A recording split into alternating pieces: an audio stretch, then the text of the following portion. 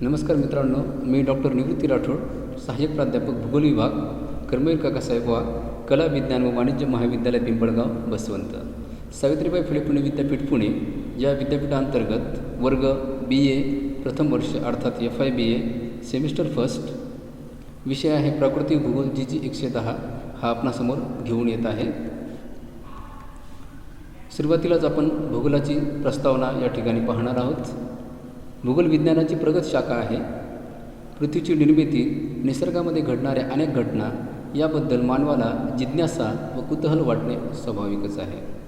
जसे की सूर्य उगवतो, मावळतो, दिवसामागून रात्र होते, बीजापासून अंकुर, अंकुरापासून रोपटे, रोपट्याचे पुढे वृक्षामध्ये रूपांतर होते, पाऊस पडतो, नद्यांना पुरे येतात, वेगवेगळ्या ठिकाणी भूकंप होतात, ज्वालामुखी होतात.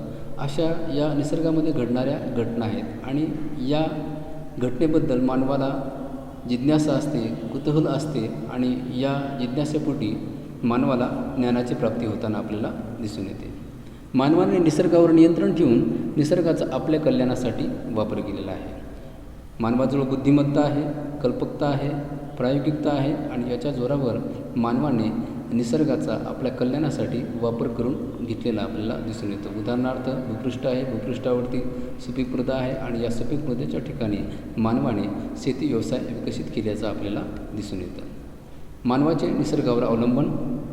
प्राचीन काळातील मानव हा देखील पूर्णपणे निसर्गावरती अवलंबून होता आणि आजच्या आधुनिक काळातील मानव हा देखील पूर्णपणे निसर्गावरतीच अवलंबून आहे असे आपल्याला या ठिकाणी लक्षात घ्यावं लागेल.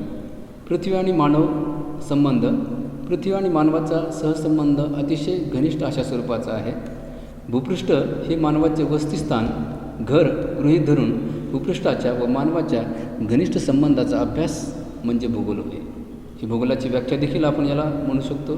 भूपृष्ठ हे मानवाचं मेन वसतिस्थान असून म्हणजेच घर असं गृहीत धरून भूपृष्ठाच्या आणि मानवाच्या घनिष्ठ संबंधाचा अभ्यास जो आहे तो मुख्यतः भूगोलामध्ये केला जातो. या ठिकाणी इमेज दिलेली आहे. या ठिकाणी ही एक व्यक्ती आहे, भूपृष्ठ आहे, या ठिकाणी वृक्ष आहे, हा ॲटमॉस्फिअर आहे म्हणजेच वातावरण आहे. पुढे नेक्स्ट भूगोलाच्या व्याख्या. भूगोलाच्या व्याख्येवरती आपण सध्या चर्चा करणार आहोत. इरॅटोथेनिस यांनी पृथ्वीच्या वर्णनासाठी जिओग्राफी हा शब्द सर्वप्रथम रूढ केला. जिओग्राफी या शब्दातील जिओ म्हणजे पृथ्वी आणि ग्राफी म्हणजे वर्णन, म्हणजेच पृथ्वीचे वर्णन करणारे शास्त्र म्हणजेच भूगोल होय. The description of the earth, that is geography. भूगोल असे शास्त्र आहे की ज्यामध्ये प्रादेशिक भिन्नतेचा व प्रदेशामधील परस्पर संबंधाचा अभ्यास केला जातो. भूगोलामध्ये मुख्यतः जी काही प्रादेशिक भिन्नता आहे आणि प्रदेशामधील परस्पर संबंध आहे या संबंधाचा अभ्यास मुख्यतः भूगोलामध्ये केला जातो. भूगोलाचे अभ्यासक्षेत्र प्रामुख्याने 2 भागामध्ये विभागले गेलेले आहे. एक म्हणजे प्राकृतिक भूगोल. पृथ्वीतलावर जे निसर्गनिर्मित घटक आहे या निसर्गनिर्मित घटकांचा अभ्यास मुख्यतः प्राकृतिक भूगोलामध्ये केला जातो. उदाहरणार्थ भूरूपे, भूपृष्ठ, भूपृष्ठावरील भूरूपे, सूर्यप्रकाश, हवा, हवामान, भूपृष्ठावरील मृदा, भूपृष्ठावरील त्या ठिकाणी जलाशय, वेगवेगळी महासागरे, भूपृष्ठावरील वनस्पती म्हणजे जंगले, प्राणी इत्यादी घटकांचा अभ्यास मुख्यतः प्राकृतिक भूगोलामध्ये केला जातो. 2 नंबर मानवी भूगोल. मानवनिर्मित घटकांचा अभ्यास मानवी भूगोलामध्ये केला जातो. उदाहरणार्थ मानवी वसाहती, खेडी, शहरे, वाहतुकीचे मार्ग, नदीवरील पूल, धरणे, कालवे, जलविद्युत प्रकल्प, मानवी व्यवसाय यामध्ये शेती असेल, उद्योगधंदे असेल आणि त्याचबरोबर त्या ठिकाणी लोकसंख्या इत्यादी मानवनिर्मित घटकांचा अभ्यास मुख्यतः मानवी भूगोलामध्ये केला जातो. परस्पर संबंध असणारे प्राकृतिक घटक. निसर्गतः निर्माण झालेली भूरूपे, हवामान, मृदा, जलाशय, खनिजे व प्राणीजीवन हे घटक परस्पर संबंधित आहेत किंबहुना परस्परावलंबी आहेत. प्रदेशातील हवामान, मृदा, पाणीपुरवठा यावर वनस्पती जीवन अवलंबून असते, तर हवामान, वनस्पती, पाणीपुरवठा यावर प्राणीजीवन अवलंबून असताना आपल्याला दिसून येतं. प्राकृतिक घटकाचा मानवी जीवनावर होणारा परिणाम. प्राकृतिक घटकाचा मानवी जीवनावर परिणाम होत असतो, म्हणूनच पृथ्वीवर प्रत्येक ठिकाणी भिन्न भिन्न प्रकारचे मानवी जीवन आपल्याला पाहावयास मिळते. उदाहरणार्थ विषुववृत्तीय प्रदेशातील पिग्मी लोक आणि टुंड्रा प्रदेशातील एस्किमो लोक यांच्या जीवनप्रणाली भिन्न भिन्न आहे. त्यांचा आहार, विहार, पोशाख, त्यांचा व्यवसाय या सर्व घटकामध्ये आपल्याला भिन्नता दिसून येते. मानवाने प्राकृतिक घटकात घडून आणलेले बदल मानवाने नैसर्गिक घटकाची उपयुक्तता लक्षात घेऊन त्याच्यात उचित बदल घडून आणले आहेत. मानव बुद्धिमान आहे, मानवाजवळ कल्पकता आहे, प्रायोगिकता आहे. त्यामुळे मानवाने आपल्या कल्याणासाठी निसर्गाचा वापर केलेला आहे आणि निसर्गामध्ये उचित बदल घडून आणल्याचे आपल्याला दिसून येतं. अगदी अनादी काळापासून मानवाने निसर्गावर नियंत्रण ठेवून त्याचा मानवी कल्याणासाठी वापर केलेला आहे. मानव कर्मप्रधान व कर्तृत्वप्रधान असल्यामुळे त्यांनी या पृथ्वीवर बदल घडून अनेक सांस्कृतिक भूदृश्याची निर्मिती केलेली आहे.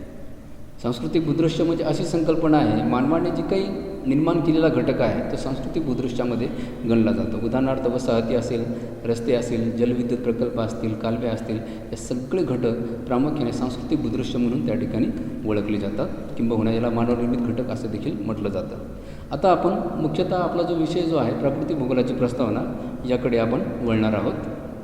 प्राकृतिक भूगोल ही भूगोलाची प्रमुख शाखा आहे.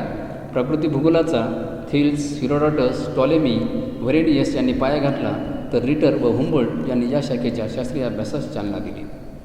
या शाखेमध्ये पृथ्वीवर नैसर्गिक पर्यावरणाचा अभ्यास केला जातो.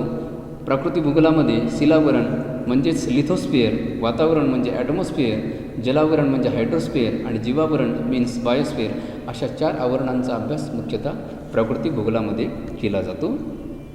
मानवाची प्रत्येक कृती प्रत्यक्ष किंवा अप्रत्यक्षरित्या प्राकृतिक घटकाशी निगडीत आहे. त्यामुळे मानवी क्रियांचा अभ्यास करण्याच्या दृष्टीने प्राकृतिक भूगोलाचा अभ्यास अतिशय महत्त्वाचा ठरतो. फिलिप या विचारवंताने तर असं म्हटलेलं आहे, प्राकृतिक भूगोलाच्या अभ्यासाचे महत्त्व असे व्यक्त केले आहे की भूगोल हा ज्ञानरूपी विशाल वृक्ष असून त्याची मुळं प्राकृतिक भूगोलाच्या मृदेत आहेत व त्याच्या फांद्या मानवाच्या प्रत्येक कार्याचा अभ्यास करतात. यावरून असे स्पष्ट होते की प्राकृतिक भूगोलाचे अभ्यासक्षेत्र खूप व्यापक आहे. प्राकृतिक भूगोलाच्या व्याख्या. प्राकृतिक पर्यावरणाचा अभ्यास म्हणजे प्राकृतिक भूगोल असून त्यामध्ये भूपृष्ठ, समुद्र व महासागर आणि वातावरणाचा अभ्यास समाविष्ट होतो. आर्थर होम्स यांनी ही व्याख्या केलेली आहे. पृथ्वीवरील प्राकृतिक घटकाचा अभ्यास करणारी अशी शाखा म्हणजे प्राकृतिक भूगोल, ज्यामध्ये भूमी, जल आणि हवेच्या अभ्यासाचा प्रामुख्याने समावेश होतो. या शास्त्रामध्ये सागरशास्त्र, हवामानशास्त्र, भूरूपशास्त्र, त्याचप्रमाणे मृदा, वनस्पती आणि प्राणी यांचा अभ्यास केला जातो. WG मूर यांची ही व्याख्या आहे. त्याचबरोबर प्राकृतिक भूगोल हे भूपृष्ठावरील विविध वैशिष्ट्यांचा व आकारांचा व त्यांच्या क्षेत्रीय वितरणाचा अभ्यास करणारे शास्त्र आहे. या सर्व व्याख्या प्राकृतिक भूगोलाच्या व्याख्या म्हणून त्या ठिकाणी समजल्या जातात. त्याचबरोबर भूगोल हे एक वितरणाचे शास्त्र असून पृथ्वीच्या पृष्ठभागावर जे वेगवेगळ्या घटकाचं वितरण जे झालेलं आहे त्या वितरणाचा अभ्यास करणारं शास्त्र म्हणून देखील भूगोलाकडे पाहिलं जातं.